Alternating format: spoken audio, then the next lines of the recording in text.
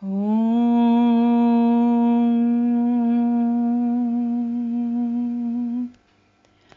Purnamadah Purnamidam Purnat Purnamudachyate Purnasya Purnamadaya Purnamevavashishyate Harihi Om. That which we call the outer world is perfect. This which we call the inner world is perfect. Each one filled with divine consciousness. Perfect comes from perfect. Take perfect from perfect. The remainder is perfect. Divine consciousness is non-dual. Anything that emerges from the divine consciousness is whole, is complete, is Purna. May peace and peace and peace be everywhere. Om Shanti, Shanti, Shanti.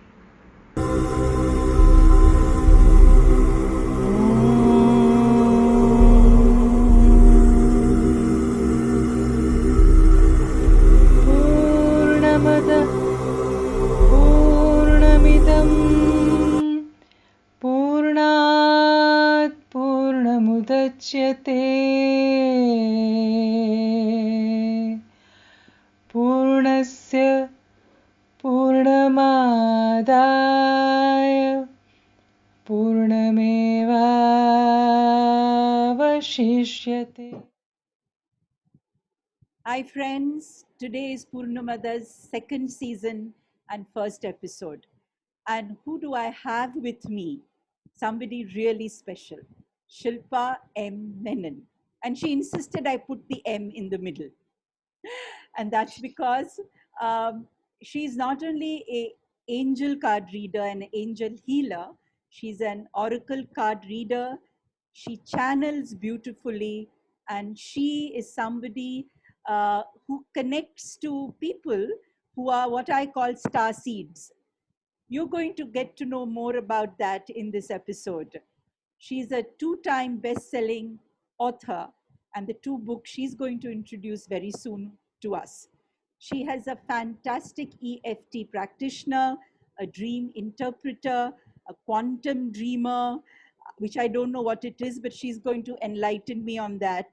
She's a certified neuro leadership coach, a firewalk specialist, affirmations. That's something I can vouch for. She has some amazing affirmations which she keeps giving everybody, and she has used it on herself, and that's what I love about her. She teaches various modalities. She's also my past life regression student, my very first student. So for me, it is a beautiful episode. Shilpa, I welcome you. Thank you. Thank you. I'm going to keep toggling between ma'am, doc, and ma, but dear, like fondly, I like to call you ma. And I'm going to add on that extra M came from you. You taught me Pythagorean numerology too, you know? Yes. And that is what I use as my foundation, not as the main work, but you've been my teacher in that. Yes. So I'm going to thank you for that. Absolutely, Shilpa. I think we go back a long way, and I'm sure you're going to talk a lot about that. But let's start from the beginning. And the beginning is obviously the time when we were young. So I want you to share with everybody what are the childhood challenges that you feel have affected you. Wow. So I've had this two-part journey in my childhood, okay, and so there was this amazing, and though you've asked me about challenges, I'm going to first talk about something very beautiful that I'd experienced, and then I'll move into the actual challenge of my life. There's a bedrock to this conversation. So, when I was really young, my first ever experience was of what we call as telekinesis, which means I've been born in a Jain family, so we had a teacher coming to teach us and read the scriptures. And that was the day the teacher decided to not teach us, and she said, we are going to have an experiment today. We'll keep a Saraswati Maka photograph, and there is a diya. There's always a lamp that we light when we are studying something very holy. So, and she said, today we are just going to chant, and through concentration, we are going to focus on this particular diya or the lamp, and we'll see if it is moving. And after 30 minutes, it did move. It was a 12 by 12 foot table, and I could see it move till the edge. So My this God. was one of my, yeah.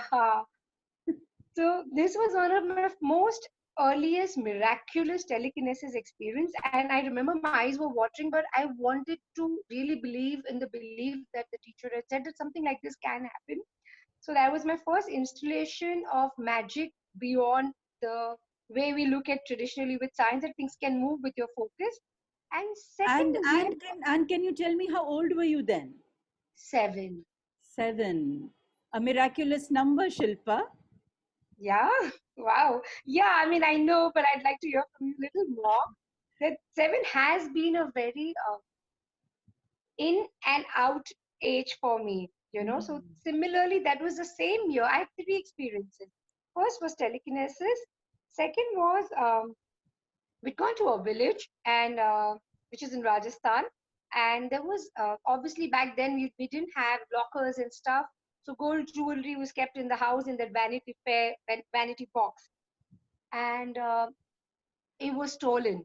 So yeah, and it was a wedding time, and you know how much gold uh, Jain, Marwadis tend to yeah, Jain carry. So, families have. Yeah.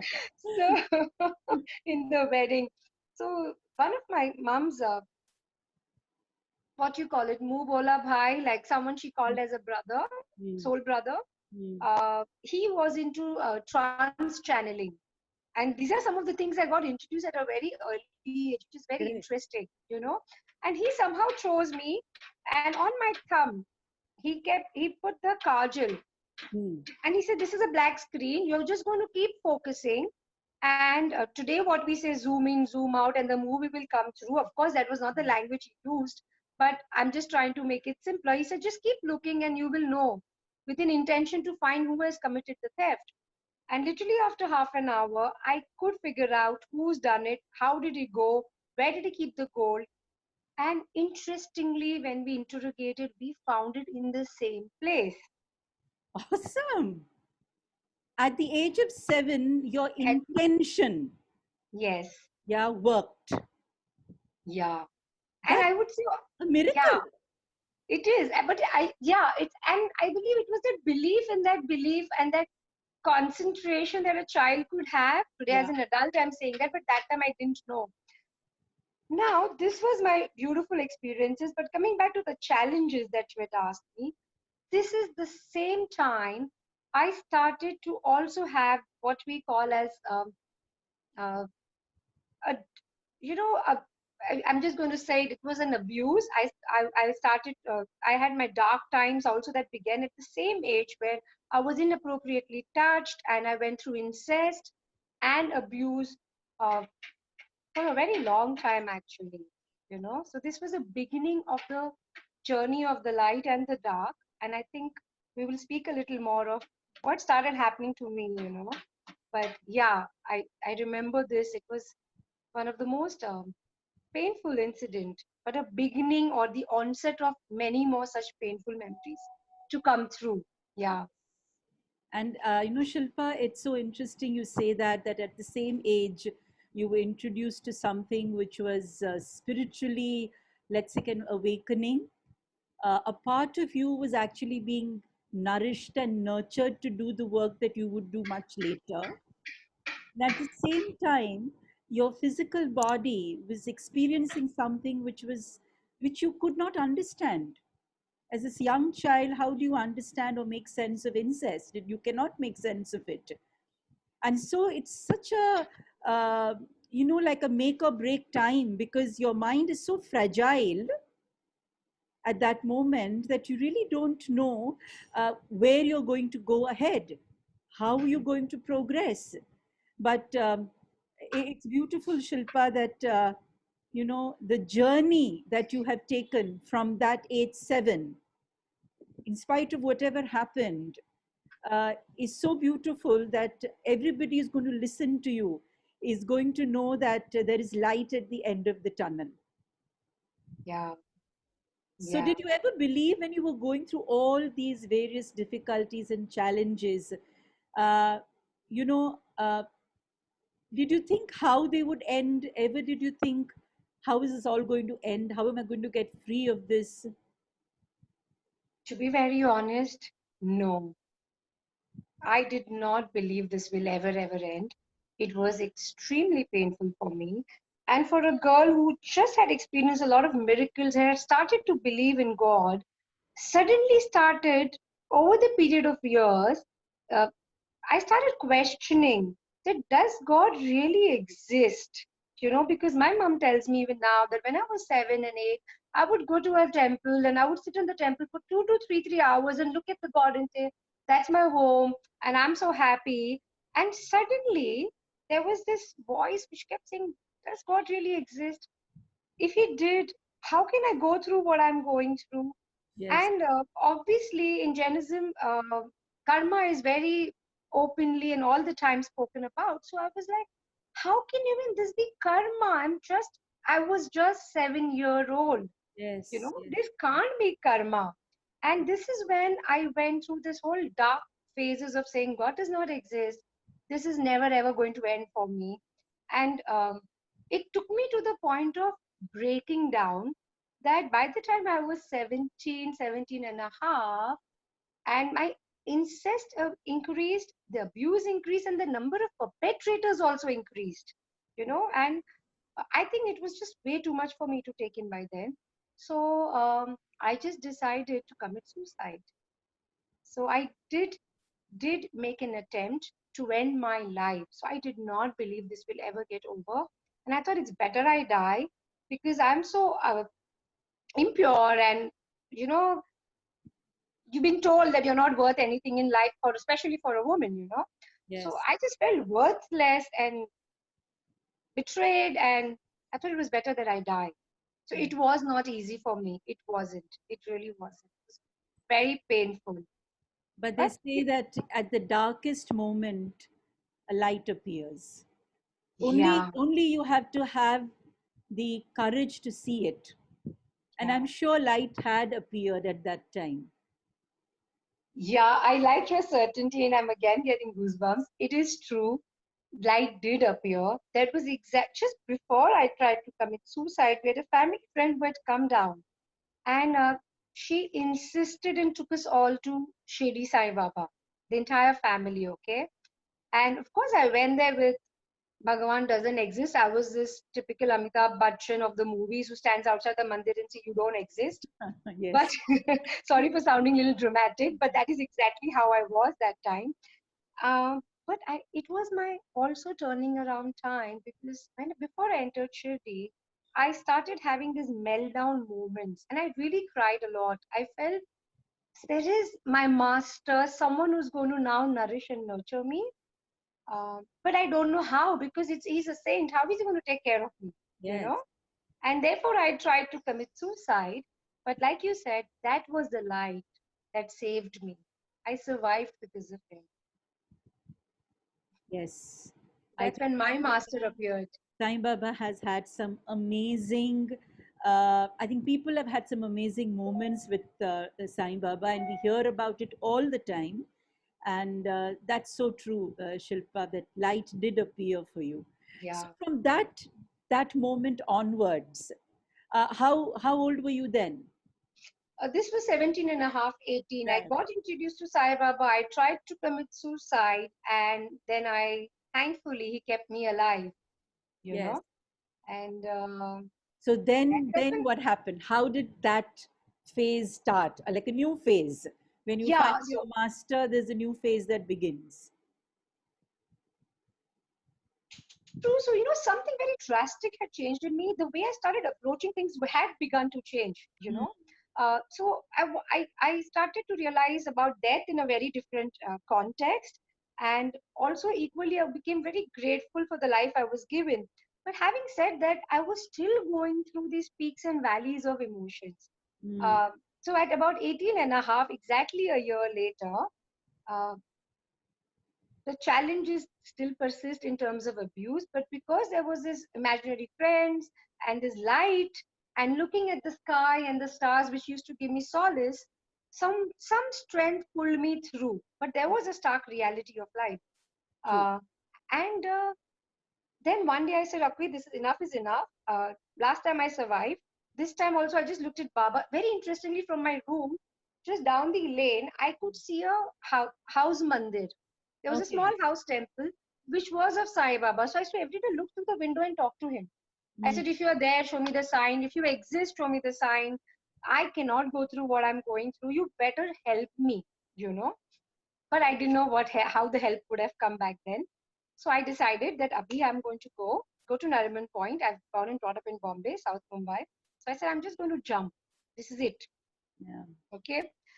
This is the time some common friends dial few numbers and some random strangers decided to help me out.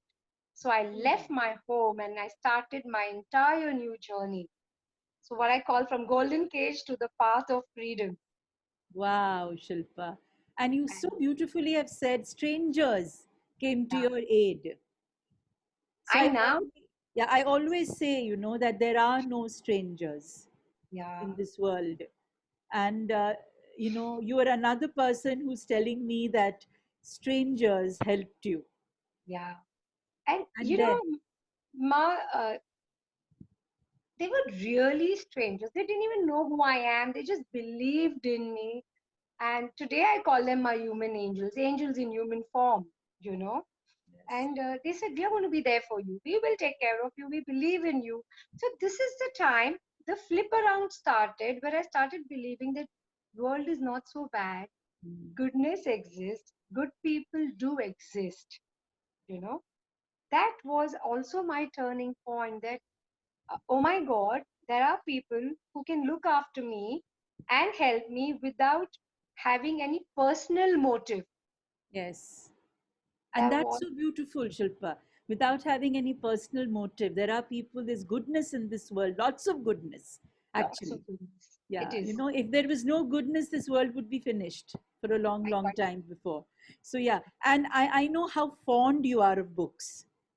So I'm sure I, some book would have come into your life at that time also, because yeah, when one door opens, it's just a pathway to many doors that keep opening.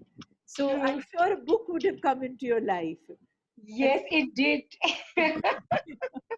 It totally did. I eat books. Like you yes. said, I love books. So, yeah, and this was the time. So, this is interesting, okay? This is the third time the thought is this, the final thought has occurred. Should I really end my life? I've got the Ah, freedom. I'm away from the people, but I'm unhappy, because the past is haunting me, you yes, know? yes, And yes, I've been a very sick child. If I go back to my challenges and we spoke about, the journey I went through, yes, I had appendicitis at a very young age, yes, bedwetting till about fifth or sixth standard, which an average child wouldn't do, right. fever, you name an illness, and I would say, yeah, like a designer baby, I have a designer illness. I had in the past, thank you God, Mm. but so I was very ill. So again, that was really chewing me up, that what is happening with me. I've gotten out. Now I'm struggling, surviving, trying to make ends meet. So I had this tiny thought that I'm again going to kill myself. Yeah, and this is also very interesting, Shilpa, because though you came out of that space, physically you moved away from your home, but you were still in search of a home where Yeah. your heart could be at peace. And so the suppressed emotions, yeah, of, who am I? Am I Yeah. really somebody who's good enough?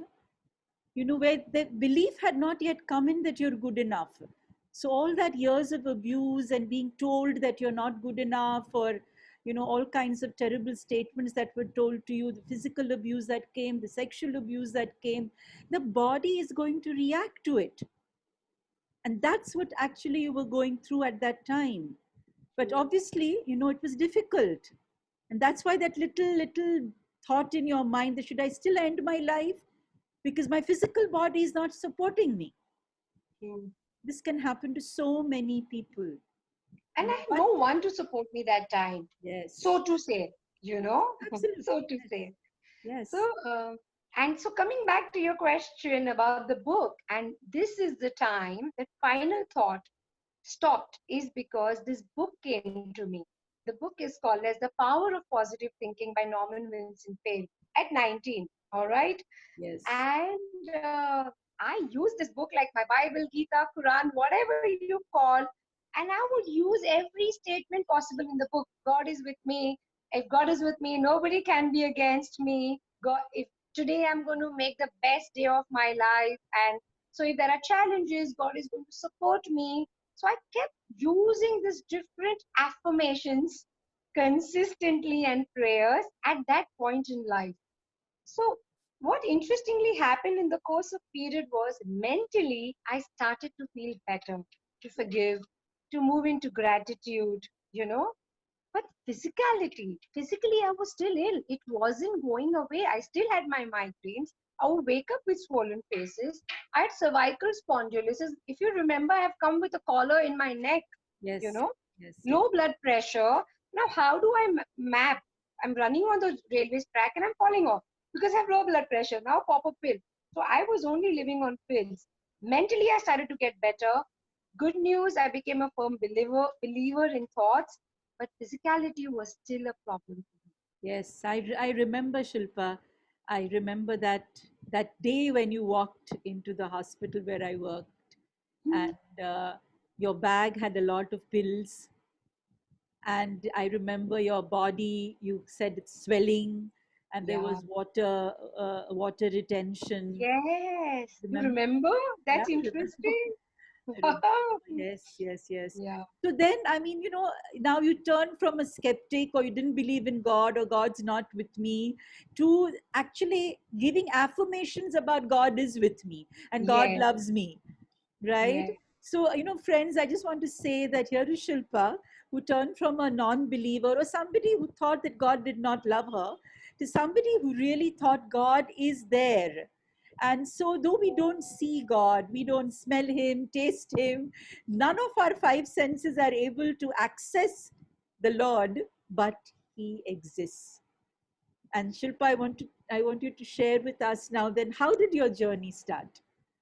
About this whole spiritual dimension that began at 7 and then came back to you at a later age.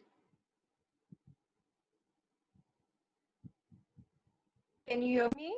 Yes, I can hear you. Sorry, can you just repeat the last question? I I'm so said that sorry. how did the journey start, which stopped at 7 in a way, but it came back to you when you were possibly 17 or 18. So how did that journey into spiritual seeking begin? Yeah, so like I said, that these affirmations about God started making me believe in goodness and God again, and these small miraculous experience of people helping me, the books that I stumbled upon, and of course, the Shudi Sai Baba was always with me no matter where I went and what I did. Now, if I'm going to just fast track a little forward, parallelly, I also used to get a lot of dreams. In fact, I'm going to go backwards. At 15, I had my first premonition and premonitive dreams, and I've been getting dreams ever since I'm young, and these dreams tend to come true, you know. Mm. So this is the time I moved to more and more books. Like I said, like you mentioned also that I read a lot, and I stumbled upon Many Masters, Many Lives. Okay, and I think this is one of the common statements said by most people who are into past life. But yeah, the sound of being cliched is the truth. It's not cliche, it is the truth. Absolutely, absolutely. I read that book as an interesting novel first. Huh. And I left it for a year. But I kept asking God, I said, I don't want to take medicines. I am done with all the medicines and I'm not getting answers to my physical ailments. No doctor are able to heal me. Yes. What do Yes. I really do? And that's when 2005, again, I read the book and it started to occur to me that mentally I'm fine, emotionally I'm fine, but physically I have a karmic baggage. True. It is something, it may be, I'm not sure yet, but it may be something to do with past life. Yes. So I'm like, if I don't have to pop pills, I'm more grateful to God. I wrote to Dr. Brian Weiss. I said, Miami is not possible. I'm a simple girl from Bombay Yeah. who just has a very simple job, Yeah. Yeah. And and he wrote very amazingly. He wrote back, Mm. which was amazing. His team wrote back saying, you can get in touch with a particular person in India. And I wrote to him in India. And interestingly, uh, Doctor, he also had a workshop in Mumbai at the same time. So Yeah. we had series of synchronicities that time. Correct. So Brian Weiss basically, responds to you wrote me, to Dr. Brian Wise, and Dr. Brian Wise may have given you Dr. Newton's number because you're right, Dr. Newton, at yes. that moment, Dr. Newton had just come from Dr. Brian Wise, and he was holding workshops. Yes, That's right. And luckily it was in Bombay. So again, synchronicity at its peak, at you its know. peak.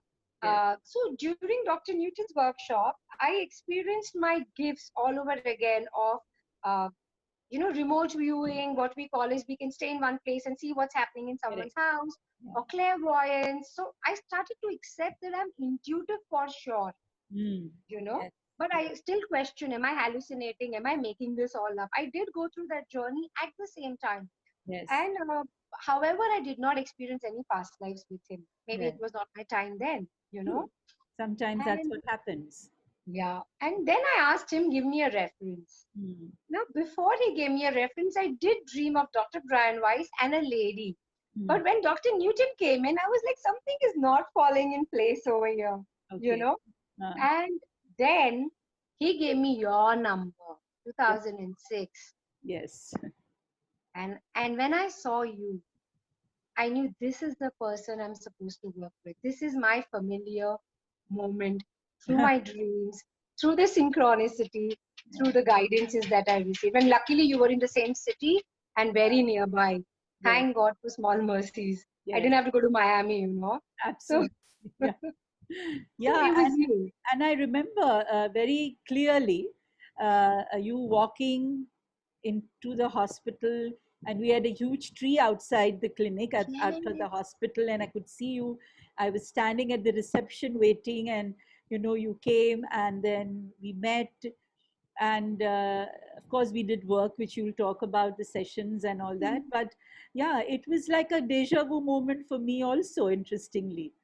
And you know that, of course, but for the audience, I'd like to say that sometimes, from your past lives, people appear, and you're not supposed to tell the person that you are from my past life, because that's not for them to know, it's for you to know.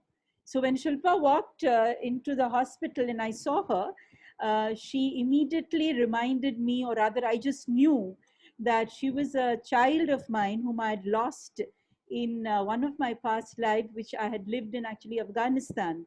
And there was a flood. It was a very ancient lifetime, but there was a flood in Afghanistan, and I had lost her, and I'd also died. And this was like a deja vu moment for me when she walked in. And then, of course, we kept meeting because she kept coming in for sessions. And sometimes she would just come in and say that I just need a hug, so I'm coming over. And then, we just spent some 5-10 minutes together. And it's been a surreal moment for me. Interestingly, Shilpa never knew about this past life, You but didn't tell me for many yes, years. for many years. And interestingly, how the person comes to know is also designed by the Lord. So if Yeah. you remember, Shilpa had gone to a place which is called Thiruvananthapuram for a spiritual retreat, and that's where I met a friend. Not a friend, somebody I didn't even know, but he was also there, and he was Yeah. from Pune. At that time, Shilpa had moved to Pune from Bombay, right? Yes. And we were discussing late night about his past lives and whether we've met people from our past lives. And I just told him that, yes, I've met a daughter of mine. And then I said, she's in Pune. and whatever. And I just, I didn't even tell him the name, that Shilpa is the Hmm. person in Pune. And how it happened, I don't know, Shilpa. I think you met him a couple of, I don't know, months later or I something. met him a couple of months later where he was hosting a workshop which I was supposed to attend. Okay, And we were a lot of us, and I was in the transition phase of my career point, and I was enhancing my skills because I had the habit of learning, and it was about leadership, and I was into a leadership position. So I correct. said, I'm going to do this workshop. But when I entered, he was telling everyone that Uh, this is Trupti's daughter. yeah, And I was just aghast. I said, no, no, I call her mother because I get that feeling of warmth, and I don't have my parents around me. I've yeah. left home, and Mm. Dr. Jain gives me the feeling of a mother. So I call her mother. No, she's not my mother. He's like, Uh, no, no, you don't know. I know, you yeah. know. And then I called you up and I said, you Yes. never told me. Yeah, you were like, why the hell didn't you tell me? And I get to know about this through Through another someone person. else. And I said, well, Shilpa, this was not meant to be told to you by me, but I don't know how this has happened, like synchronicity again at its best. Maybe you need to know about it now. I don't know. But, what that's what it is.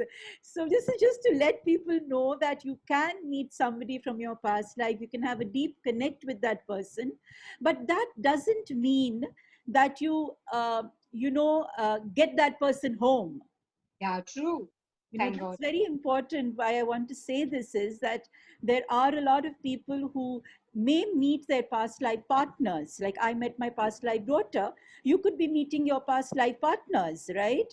And you may decide that though you're married, you need to go and live with that past life partner. But that's not to be, because in this lifetime, you have chosen a karmic relationship that you need to deal with, not go back in time to living a lifetime with another partner that you have possibly maybe made peace with in a past life. So it's very important that you understand that your current life, your current problems, your current challenges, and your current partners of members of the family are very, very important. So though Shilpa and me are deeply connected, but she lives in Pune, I live in Bombay, we keep talking off and on. Sometimes we don't talk for months together, That's true. but she knows I'm there for her, and I know I can always give her a call. And the best part is when you meet a past life daughter like Shilpa, she also becomes part of your life. So I have a biological daughter who's very close to her. Yeah. All right. So, but that is because we have maintained the sanctity of the relationship, and that's very important. So that's something I wanted everybody to know, that it's very You important taught to us this even in understand a it. therapist workshop, not to intermingle. There's a reason they are a past life connect and not the present. So Absolutely. keep the sacredness of the space alive. And I would definitely agree to this part. Yeah. And you're a walking, talking role model for it. Thank you, my dear. So let's talk about past lives, because that Okay. is, as we know, most important for me Yeah. and for you. So let us hear some of your past lives. Right. So, as you, of course, as you know, but we're going to speak also to the larger audience right now that when I started my regressions with you, I had the swollen faces and migraine attacks. And so, initially, before I speak about this particular past life, I had undergone couple of past lives, two, three past lives, and multiple therapies with you, where I couldn't see any past lives. I could only feel and sense, and I kept questioning you, am I making this up? Yes, yes, And I remember, Shilpa. And then I told you that that is only because a lot of feelings had been suppressed, right, right? And you wanted to block vision because of the early incest. You see, you didn't want to see anything. true. So what happens is that, you block your vision and you just feel it. And because you feel something, you can't make sense of it. And that's one of the reasons that you kept asking me, that I can't see anything. I'm just Yeah, able to feel yeah. things. And am Uh, I making it up? Am I am I in the making it up? fantasy realm? Am I borderlining? And Yeah. it goes back to the same point why I had approached you, was that it's okay to try because I don't want to pop pills, Yes. I Yes. want to figure an alternative way to heal. And this is when the most interesting past life that I'd had with you was of 1777, or was it? No, that is another 1887. It was in 1800s, late 1800s.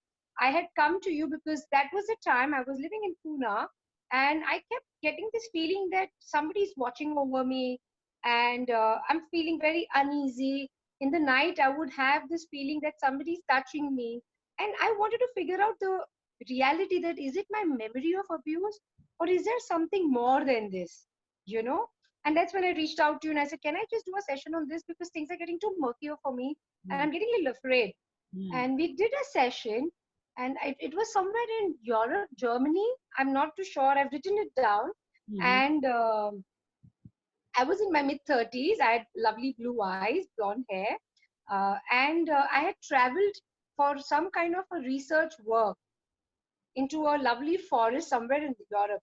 And the year was 1887, and the newspaper you had asked me to check, it was Deccan Herald.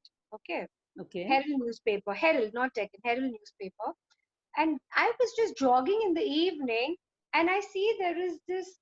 Suddenly, I see myself unconscious, Mm-hmm. and later, when my eyes open, I've been abducted by a UFO. I was in a spacecraft, and there was this very gory-looking guy. I can still remember, and there was this very slim, slimy little character, and I realized that there were things put on my head over here, Yes.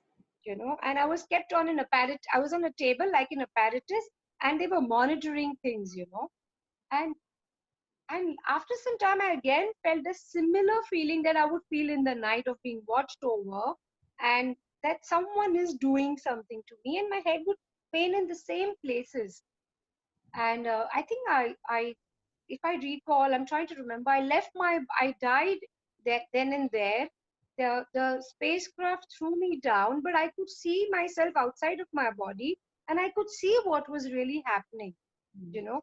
And very interestingly, I did a research later on that there was UFO abductions in 1800s. There were sightings of ET. So this were these gray beings, very really short, big eyes, don't have a face, Mm.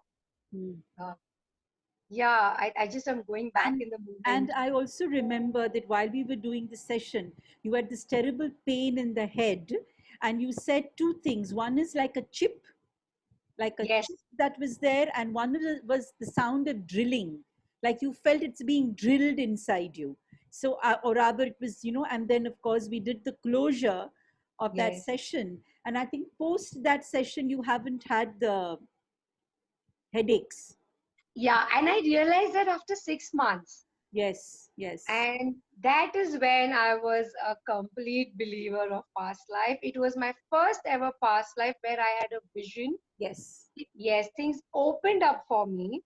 And in fact, what was interesting is, though this was a very difficult past life experience, I started connected to sky beings and star beings even more after that. And I started looking for because remember I said that as a child I used to look up in the sky and I used to keep Yes. feeling that there is someone out there.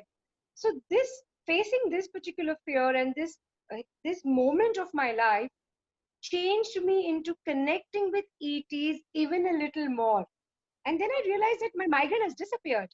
But Shilpa, what I want to say to everybody is that that chip that was there, Yeah, it was drilled and removed. There yes. was no chip installed in you, it was removed from you.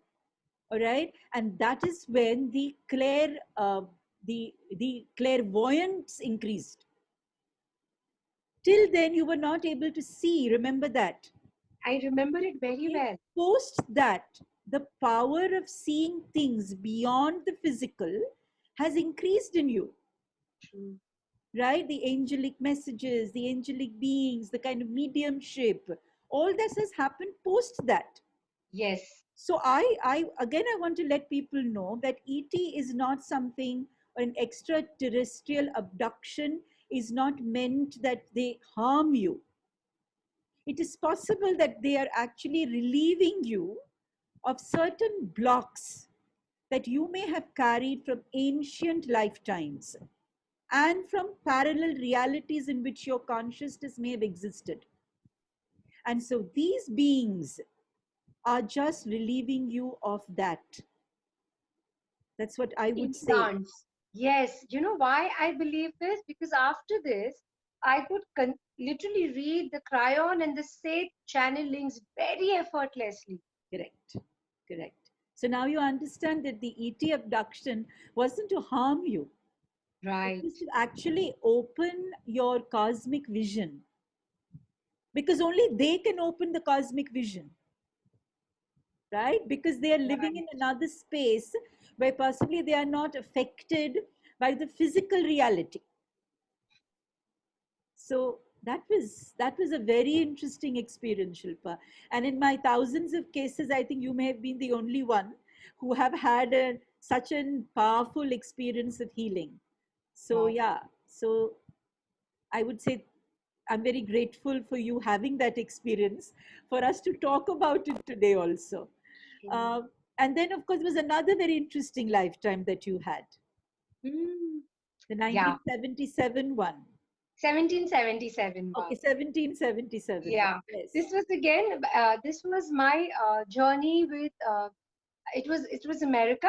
I was a Native American, and I was into paganism and worshipping nature. Beautiful lavender fields and white buffaloes. Like, so it was this entire tribe I was with, and I was leading the tribe. Now, I had two children, a son and a daughter, and I had a partner, and I had a sister who would take care of my son and my daughter because I was a lot into helping, Mm. healing, nature, herbs. Now this was the time I was pregnant, 7 months pregnant, okay, and why we and then I was just coming back home, and suddenly the language and the accent started to change. I saw there were some men who were Brits, and they're asking me for certain information that they want, which I'm refusing to give. And one of them stabs me in my navel. Okay. So I die, of course, in the 7th month pregnancy. And I started wondering, even in the regression, but why am I listening to a British accent? You know, this is Mm. America. I'm a tribal. I'm living in that huge tent. How is this possible? And but of course, the two interesting revelations that showed up that time was the sun. Okay, the Okay. sun. When I looked into his eyes, is actually my friend's son in this lifetime. I call him my soul son. He's born in front of me. You know, Lovely. Yes. and the sister is the mother of who is my best friend. You Right. know, so. Right. But that is not what I was exploring. Actually, I was exploring my ectopic pregnancy in this lifetime. If you remember, Yes. I told you that there is one stitch which is not healing. Yes. And that's how I decided to explore this particular lifetime. Why an ectopic pregnancy? Again, this was 7 weeks pregnancy, 7 months. I don't know what is it with number seven and me, you know. Mm. So and 1777. And then I went back and Googled this information. Yes. Yes, in that time there was British invasion. Well, you got the answers. Yes. And again, I met somebody from my past life because I told them much later, like you taught, Yes. not to explain, not to share what is your experience. But Yes. I met my soul son and my sister from the past life. Absolutely. The person who was my husband in that lifetime is my current husband also. Lovely. So, yeah, and it's very interesting because this boy has been very comfortable with my husband from day one. We're like, इसका क्या connection है मेरा है ठीक है you know friend का बेटा है but this Yeah. is what connected us very deeply. Yeah, so Yeah. that was an interesting past life. And I'm thinking about the chip, you know, Yes. it's making so much sense. Mm. uh, can I share one more Yeah. Yeah. lifetime? Yeah. Yeah. Please. Please. Again, it's to do with clairvoyance and the chip Yeah. because and the fear basically. So Mm. this was another lifetime in early 1800s where I was in Germany and I was into crystal ball gazing. And again, it was in my 30s, you know, and I was very successful, and I was anything I would see would turn out to be right in that lifetime. Mm. Um, but it was a time of witch hunters, and it was a, hearsays to get into crystal ball gazing. And two rods were put into my eyes. Oh, And I okay. was killed after that. And I remember when I was dying, I said, I'm not going to see, because to see and to foresee can create harm in my life. Mm. And so it now connects to my migraines and the trips and the clairvoyance. Correct. I think this is not something that I told you before, but as we are talking, Right. I have told you this, that the power of seeing beyond comes Yes. like this sometimes, you know. So that's happening. So I think all the stuff that you came to me to see in 2006, the low BP, the swelling, the migraine, I think you don't have it any longer, I'm sure. You have nothing anymore. Touch wood. I don't know what medicines are. There is no crocine in my house. It's been 10 Awesome. years. I definitely have makeup in my bag and not medicines anymore, which is a huge Lovely. transition. Of course, it is replaced by angel cards also. Yes. But So that's the next question I have to ask you. Like the okay. advent of angels in your life, how did that develop? Yeah, so it goes back to Shri Sai Baba, who's really introduced me to this world. I was praying to him, and I was asking, how can I become the help to the world? And so I had just learned driving, and I was driving the car in the evening.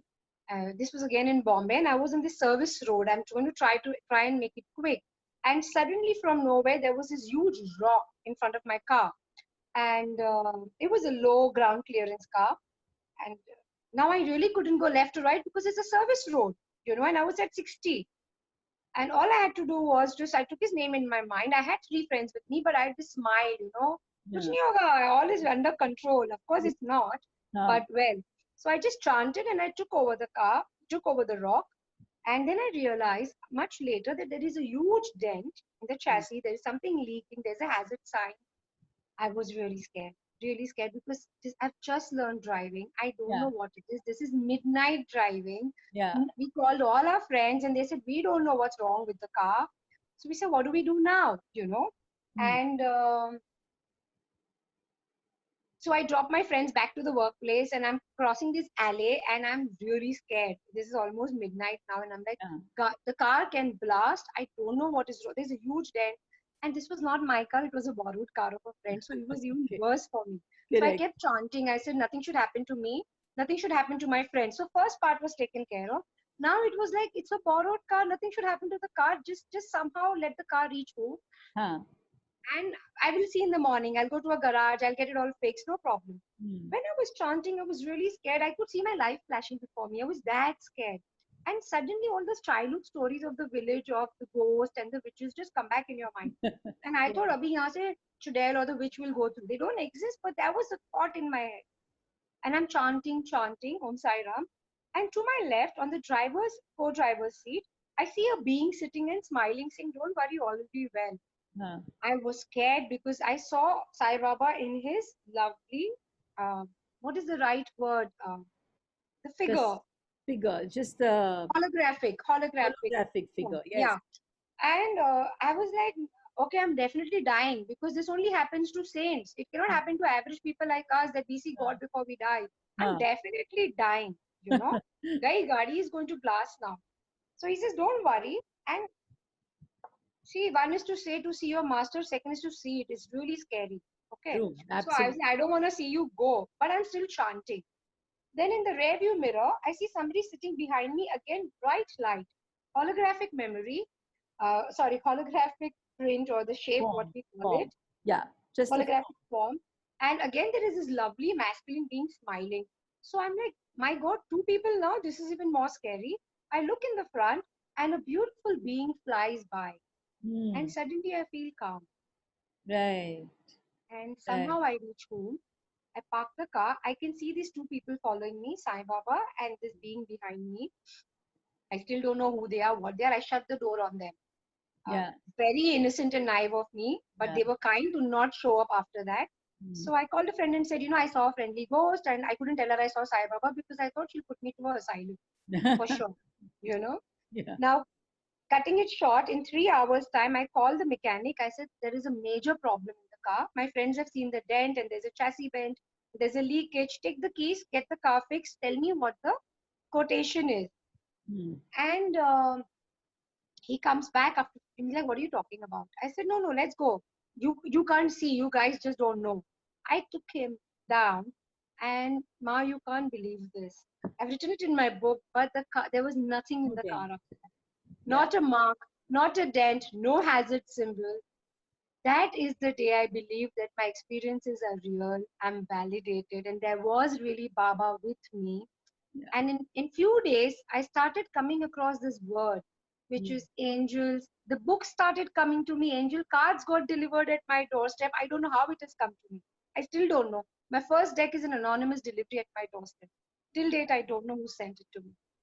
And Baba sent it to you. I am sure he Yeah. did. I mean, Baba's did miracles in my life. He's kept me alive to help and heal many more. Not heal, but show the light to many more people. Absolutely. I can't be a healer, you know, but I can Don't coach, I can say that. guide. Don't say that. You are a So healer. Yeah. I think it's his mercy. It is. Absolutely, absolutely. But then he can't be everywhere. So he sends people like you to heal others. That's all. So you have to accept and be grateful for the fact that Baba is in your life. That's all, right? And then I think you did a lot of, kind of channeling messages after that, Yes, because yes. I've heard so many of them. So, how did that happen, and what is the transformations that you've seen in yourself and others who've come to you? So one beautiful thing that happened is that I started getting a sense of feeling secure, you know, and I was able to forgive my perpetrators also. And that was an onset of my spiritual journey, which began with you first. You guided me through certain processes and you helped me see past certain things. Um, but I was someone who had OCD, obsessive compulsive disorder. That shifted in me. My need to have everything in order and control completely moved, and the surrender came in. And Yes, I guess when we surrender is when we can become good channels. absolutely right. So this, Absolutely right, Shilpa. Yeah. yeah. So the art of surrendering helped me completely uh, stop becoming this person who needs to know it all, because there was this faith that the right information will come to me at the right time. My health became phenomenal. We spoke about it earlier as well. Um, what else? In fact, my family or my community, which I'd left years ago, started coming to me for guidance. There was a huge shift from a black sheep to someone now they would come for guidance. Has been a very beautiful journey and shift for me. Angels validated the path a lot for me. So I would still question that, am I doing the right thing? And then like, just tell this person so and so thing. So I started seeing certain auras, certain images, certain words. And gratefully, that messages did turn out to be right.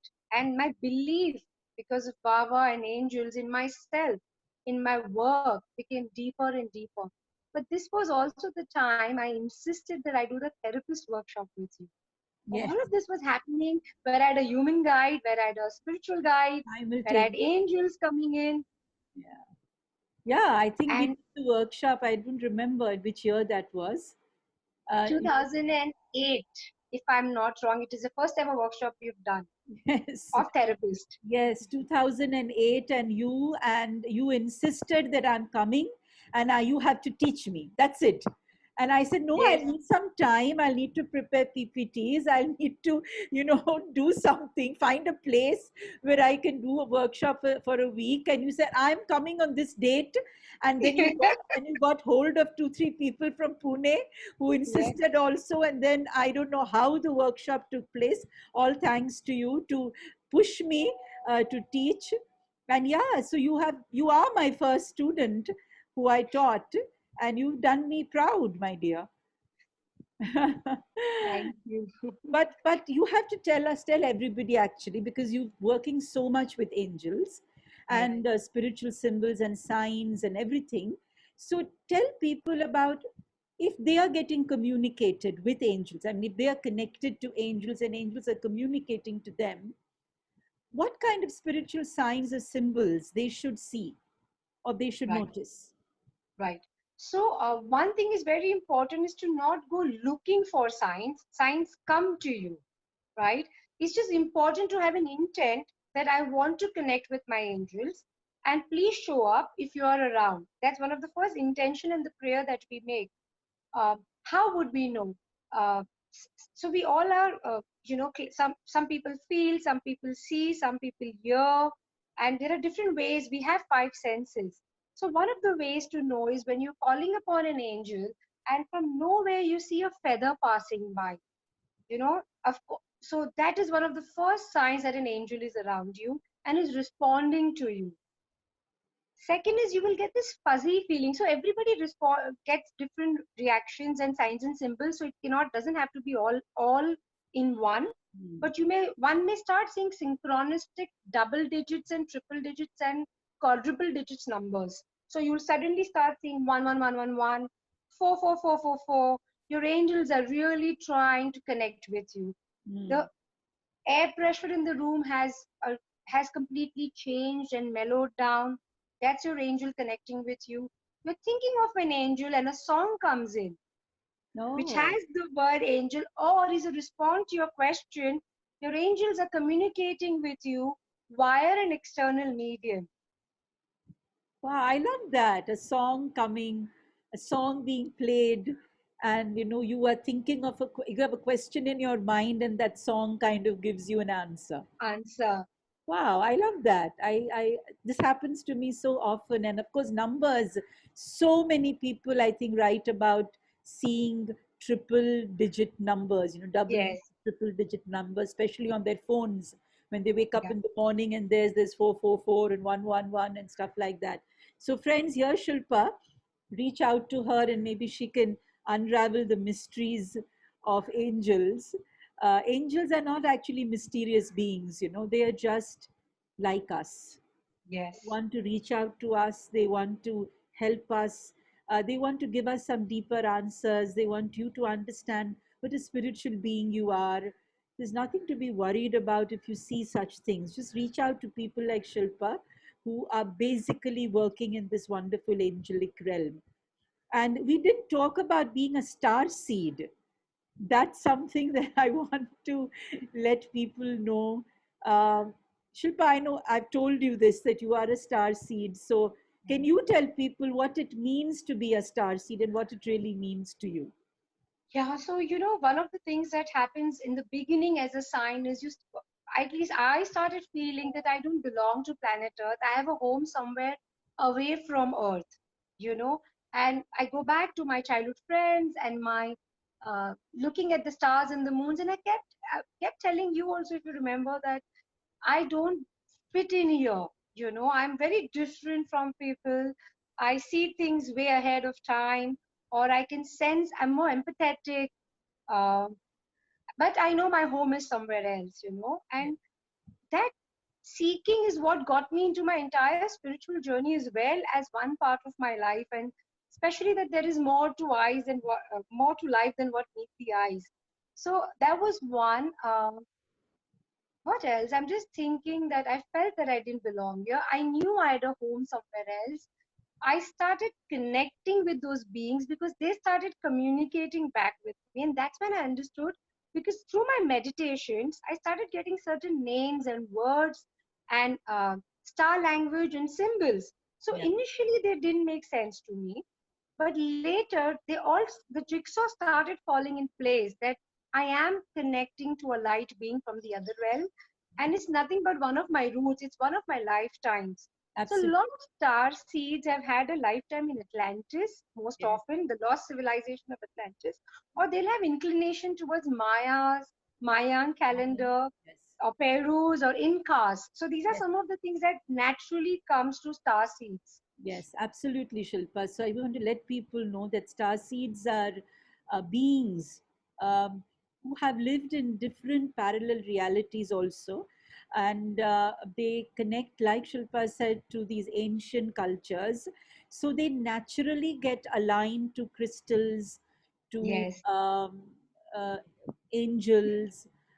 Because this is like, this is not a physical dimension that they are connected to. That is why they have that feeling that they don't belong here. And many of these star seeds have lived in so many different parallel realities for such a long time that when they take a human form and come to earth, they for a long time feel that they don't belong, and the physical body gives them a lot of difficulty because the consciousness has to adjust to a physical body. Otherwise, they are so aligned to stars and the light that they come from that it's very difficult for them to stay in the physical body for a long period of time. Many star seeds, like Shilpa, do have a feeling that they should leave the physical body. They Yes. don't want to be in the physical body for a long time. Many of them don't. Many of them are also victims of what we call abuse, and for them, they tend to dissociate.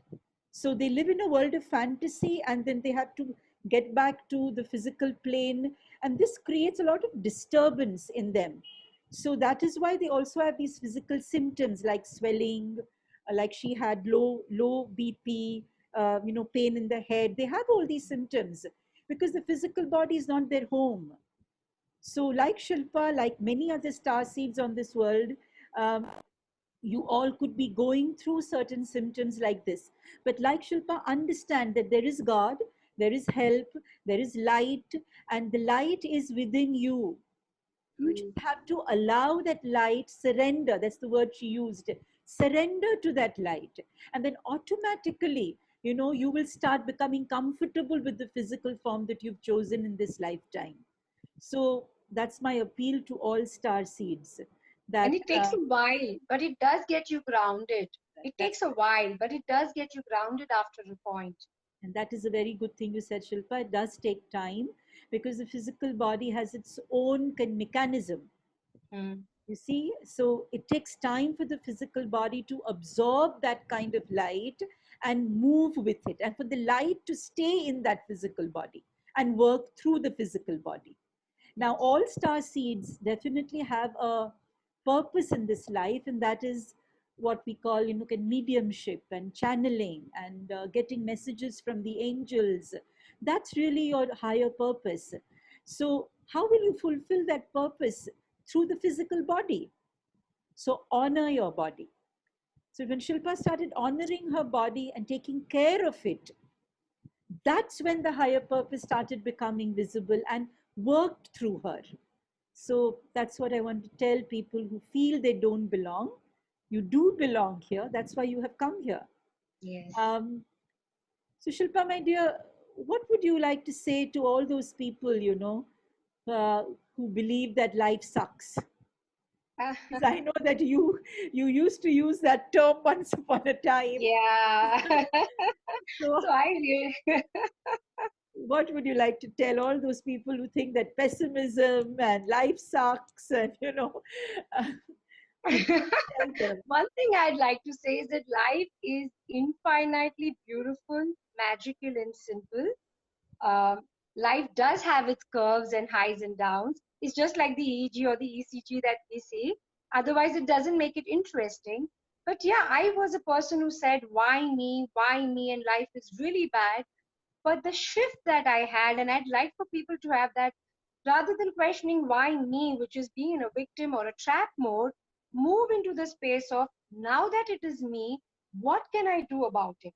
How can I take charge of myself? And how can I be my own hero or shiro, whatever you want to call yourself? But how can I now possibly make an impact first to myself and stand up in what is happening to me? So instead of reacting, it's important that you respond to the situation. Because it's very easy to get stuck in the hole of, oh my God, poor me, why me, मेरे साथ ऐसा नहीं होना चाहिए था. Versus, sure, it shouldn't have still happened, but it's happened. So first is to accept it's happened. And only when you accept can you move into the embracing and change and awakening of the moment. Absolutely. That is what I'd like to tell people, that take charge of, look for a guide. It's very important. If you feel very lonely, look for a guide, look for a coach, find your path, but find a purpose.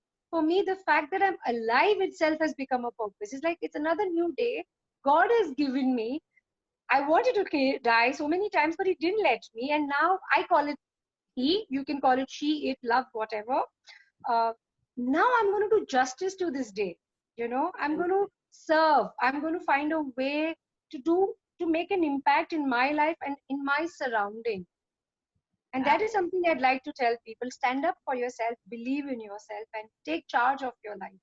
Absolutely, Shilpa. And all the negative thoughts that come to a person, you have those three words that you keep saying when a negative thought comes to you. Please, you have to share that with everybody. It's cancel, clear, and delete. Wow, Cancel, I didn't know that you clear, and really delete. listened to me so sharply. I'm a sharp person, my dear. That's why I've got a sharp daughter like you.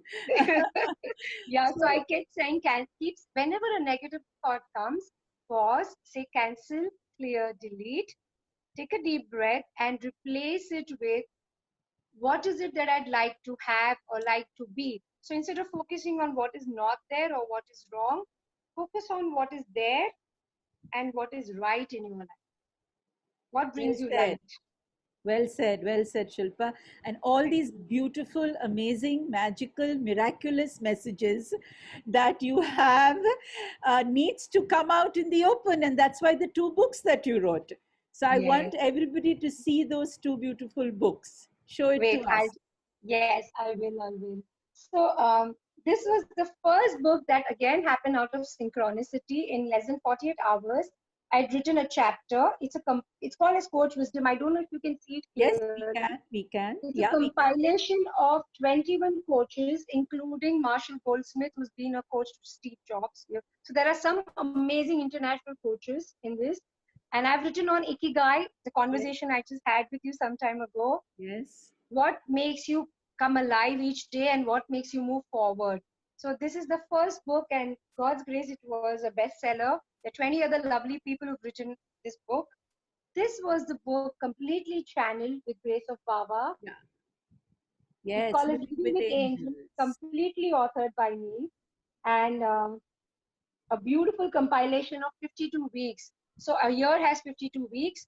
How every week you can work with yourself and work with angels. That's why it's called as Living with Angels. Continue your existing practice and faith. Just add one factor. Invoke your guardian angels. We are all born with minimum two guardian angels by our side. There's one thing I wanted to add, if I may, that Yes. the only way to know that angels are communicating or connecting with you is when the messages are of love, light, and compassion. Angels never give us messages which are of hurt, harm, or anything to do with the darker vibrations. It's always about let it go, forgive, love. That's one thing we need to know, because a lot of people misunderstand their inner voice as an angel and say the angel told me to snap back or to fight. That's never your angel. Angels are unconditionally loving, kind, and compassionate beings. And their Wow. messages will always be filled with that. Lovely. And that's exactly what Shilpa is all about, unconditionally kind and compassionate. So, Shilpa, my dear, it's been wonderful talking to you and listening to all the insightful, intuitive, mature messages that you've given us all today. And I know how vivacious and uh, kiddish Shilpa can be also. And Yes. she can be like the life of the party, and she can be a wise mentor to many. So I wish to thank Shilpa for this amazing conversation that we've had today. And I'm sure everybody is going to take a beautiful message from what she has said. The one thing that I think Shilpa will agree that we want everybody to know is that the light, the wisdom, the magic lies in you. Shilpa, last word to you. Wow. So, yeah, I'm going to say that there is magic in the air. There are angels everywhere. One of them being Dr. Trupti Jain, who's believed in me, opened up the paths for me. No, truly. Um, so I can't thank you enough. The last 14 to 15 years of my journey, you've seen me in all dimensions and all phases. And you've also gotten me married, so I can't be really grateful to you for everything. Doorway, pathway. We've done a lot of work together, and we've had amazing chais and conversations together. But one thing I want to say for people who are keen on understanding and listening to angels, do get onto my Insta, because I've been doing a lot of daily readings every day. And do subscribe to Purnamadah a little more and spread the message, because the world right now needs light workers, past life healers, and we really need more and more people releasing the hatred and bringing in love and light and healing. And who better than our mentor, Dr. Trupti Jain? Thank you, my love. And everybody, come and join us today at 6 o'clock, where I'm going to be putting the recorded version on YouTube. Hear it and share it.